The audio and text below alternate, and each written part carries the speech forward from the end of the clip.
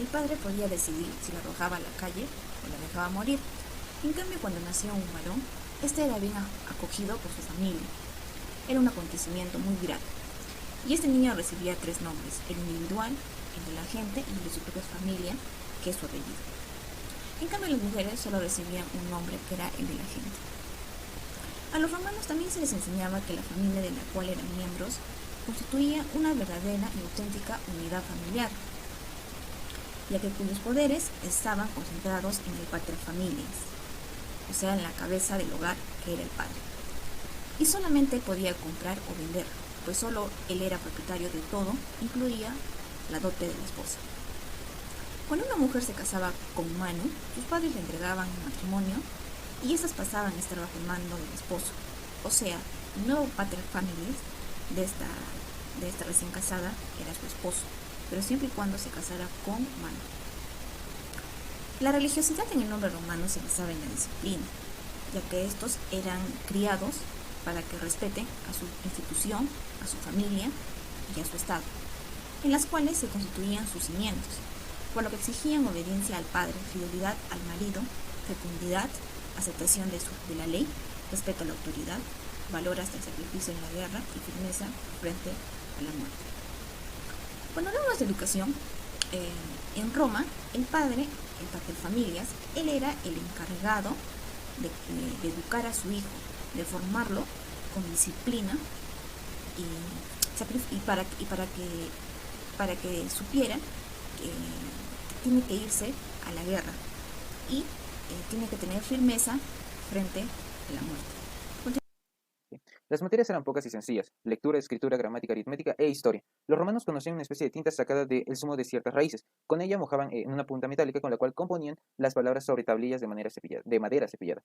Roma adoptó la lengua griega junto con el latín. La influencia griega dio lugar también al establecimiento de los 3 niveles educativos que también tenemos ahora: la enseñanza primaria, secundaria y la formación superior. Hasta aquel momento, la historia solo había pasado oralmente de padres a hijos, a través de relatos imaginativos que impresionasen la fantasía de los más chicos. El primero que se salió de estos temas de estrecha pragmática fue el esclavo griego Livio Andrónico, que contó la odisea a los amigos de su amo, que más tarde compuso la tragedia base de versos, que le permitió unirse a un gremio. Las matemáticas y la geometría resultaron siendo operaciones sencillas de cálculo realizados de manera manual, al igual que la aritmética, que en esos tiempos era una aritmética muy precaria.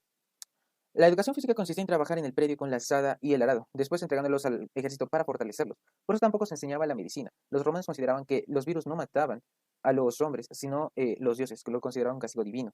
Para quien quisiera ingresar a una carrera pública, lo mínimo era tener 10 años al servicio. Al igual que si querían ejercer su derecho político, o sea, votar, tenían que haber sido soldado, y de hecho era tal como es. Como miembro de la centuria, como formaba parte de la asamblea centuriada, el máximo cuerpo legislativo del Estado, tuvo divisiones. La primera, 98 centurias, de las cuales 18 eran de caballería y el resto de infantería pesada. Respecto a la segunda clase, era idéntica a la primera. La tercera y la cuarta carecían de todo instrumento de defensa. Los de la quinta estaban armados solamente con palos y piedras. La unidad fundamental de aquel ejército era la legión. Cada legión tenía su estandarte y era cuestión de honor para cada soldado impedir que cayesen en manos del enemigo. Para ejercer la vida política, el primer paso es haber sobrevivido a los 10 años de vida militar. Después de ello, puedes ejercer el cargo de cuestor, que dura un año. Ellos son los ayudantes de los magistrados para las finanzas y la justicia. Después de ellos, son sometidos a juicio por la asamblea centuriana, donde va a depender de la reputación para ser ascendidos o ser suspendidos por 10 años. Después de ello, puedes ejercer el cargo de edil, que dura un año. Ellos se encargan de cuidar la superintendencia de los bienes públicos. Después de ello viene el pretor, que dura un año. Ellos son los presidentes tribunales o los intérpretes de la ley. En caso de guerra, ellos se convierten en los jefes del ejército. En la cúspide de la pirámide nos encontramos con 2 cargos: los censores y los cónsules. Los censores, su periodo de gobierno son 5 años. Ellos se encargan de indagar sobre la deuda de los impuestos, sobre los antecedentes de los postulantes a cargos públicos. Además de ello, pueden indagar asuntos privados. Los cónsules, su periodo de gobierno son de un año, son 2, y son los jefes del Estado. La asamblea centuriada era prácticamente el pueblo en armas. Formaban parte de ella todos los ciudadanos que habían cumplido el servicio militar. La asamblea no era permanente y se reunía a requerimiento de un cónsul, y no podían dictar leyes u ordenanzas por su cuenta. Tan solo podían votar si sí o si no las propuestas que el magistrado le formulaba. Los romanos entendían que los derechos tenían que ser parejos a los deberes y viceversa, por lo que cuanto más ricos eran, más impuestos se tenían que pagar y tantos más años se tenía que servir en el ejército. Pero en compensación influían más políticamente. En cambio, el pobre, aunque tuviese la ventaja de pagar pocos impuestos y de servir pocos meses en el cuartel, políticamente no contaba nada. Fue entonces cuando estos desheredados comenzaron a unirse por su cuenta en los llamados concilios de la plebe, cuya autoridad no era reconocida por la Constitución, pero de los cuales, al correr de los años, se desarrollaron los comicios tributos, que fueron el órgano con el que el proletariado romano llevó a cabo su larga batalla para conquistar una mayor justicia social. Por otro lado, el Senado, que estaba compuesto por 300 miembros, era como el arma para resolver los problemas cuando no se lograba poner de acuerdo entre sí a los magistrados y los ciudadanos. Respecto al capítulo 10 de los dioses, podremos hablar acerca de un régimen teocrático, ¿no? Donde el rey era el papa y podría reglamentar todas las relaciones por la voluntad de los dioses, ¿no? Él lo hacía todo. También se podría decir que el papa o el sacerdote era quien decía los derechos y los deberes mediante una liturgia.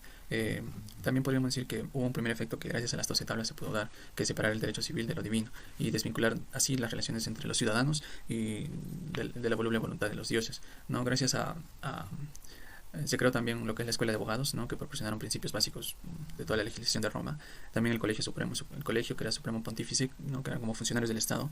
También los nueve augures, que eran quienes indagaban las intenciones acerca de los dioses, acerca de las graves decisiones que el gobierno daba. Y hubo dos sistemas aprendidos gracias a los etruscos, ¿no? Uno que era captar los auspicios observando el vuelo del pájaro, y el otro era examinar las vísceras de los animales, ¿no? Que se ofrendían en sacrificio. A veces el rito, por así decirlo, consistía en un donativo o un sacrificio a los dioses, ¿no? Para granjear su protección y aplicar sus iras de los dioses. Las ofrendas variaban. Por ejemplo, un padre de familia podía ofrendar un pedazo de pan, de queso, de vino o un cerdo. Cuando el Estado ofrecía, se convertía en un matadero, ¿no? Rebaños enteros eran degollados. Y en caso había excepciones en que sacrificaban a personas, o a veces voluntariamente las personas se ofrendían. También había lo que era la ceremonia de purificación, y otro que era el procedimiento de los vota, que era obtener favores de los dioses. Júpiter era considerado el más importante de los inquilinos en el Olimpo, pero no su rey como lo fue Zeus en la antigua Grecia. Jano era la diosa de las puertas. Las matronas romanas iban en procesión con los pies descalzos para implorar que empezaran las lluvias. Marte era un dios que daba nombre al mes de un año, el cual era marzo, y también estaba íntimamente ligado con Roma, ya que era padre de Rómulo y Remo. También hablemos de Saturno, quien era el dios de la siembra. Ahora hablemos de las diosas. Juno era la diosa de la fertilidad, Minerva era la diosa de la prudencia y la sabiduría, Venus se ocupaba de la belleza y del amor, Diana era la diosa de la luna, quien administraba la casa y los bosques. Luego de ellos viene un gran número de dioses menores, los suboficiales por así decirlos, como Hércules y Mercurio. Como todos ellos se multiplicaron desmesuradamente, es imposible mencionarlos a todos. La religión era lo que daba a los romanos, las fiestas y el descanso. Había como un centenar de fiestas alrededor de todo el año. Como reinaba una anarquía, esta fue la principal razón para impulsar a los romanos a crear un calendario que vaya acorde con todas sus festividades para poder organizarse mejor. El calendario se dividía en 12 meses lunares, pero dejaba libertad a los sacerdotes para alargar o acortar el tiempo según a su conveniencia. El año se llamaba Annus, que también quiere decir anillo, y comenzaba en el mes de marzo. Para el tema de ciudad, en Roma se establecía un censo incierto porque varios historiadores tomaban en cuenta la población que se encontraba dentro de las murallas y otros consideraban a los que se encontraban afuera. En la parte de los detritos, o sea, los desechos de Roma, estaban conduciendo exactamente hacia el Tíber, infectando las aguas que se consumían en Roma, en lo cual Apio Claudio comenzó a construir el primer acueducto, brindando agua limpia y fresca para Roma. La ciudad, ante todo, vivía de la agricultura. También el mismo estiércol de los animales lo utilizaban como abono. Cabe mencionar que también cada familia tenía ciertos animales como los cerdos, las gallinas y primordialmente las ovejas, porque utilizaban su lana para crear sus propios atuendos. Los obstáculos que hubo en Roma debido a la expansión industrial y comercialización fue el orden psicológico, la carencia de caminos, la falta de flotas y la falta de un sistema monetario. Bueno, como segunda parte de las ciudades tenemos observaciones en lo que había un diferente trato social en la ciudad, esto más que todo entre mujeres, dado que se cotizaba más una mujer blanca y rubia que una mujer morena. Luego las mujeres no tenían opinión, tenían que seguir al pie de la letra de lo que les indicaban sus padres, sus esposos y también los gobernadores. Luego había diferencias sociales en las cuales el pueblo incluso no se sentía conforme con lo que se dictaba por ley y bueno, incluso trataban de rebelarse. Bueno, como características tenemos el matrimonio organizado, que bueno, los hijos, ya sean hombres o mujeres, estaban forzados por sus padres a casarse con tal de buscar un interés para su familia o para ellos mismos. Costumbres y creencias extrañas, esto quiere decir que se tenía una costumbre de que el dedo índice de la mano izquierda tenía una vena que iba directo al corazón, por lo que cuando se casaban el anillo iba directamente a afectar al corazón y a comprometerse con las personas que se casaban. Luego habían diferencias sociales en las cuales no se sentía a gusto las mujeres más que todo, porque había cierta clasificación. Los hombres clasificaban a las mujeres cuánto valían o cuánto no, en base a sus rasgos físicos.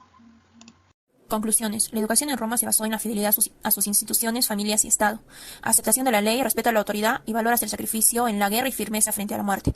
El Senado y los comicios eran los pilares de la República Romana. Había una cantidad innumerable de dioses en la antigua Roma. Apio Claudio construyó el primer acueducto en Roma, brindando así agua limpia y fresca a toda Roma.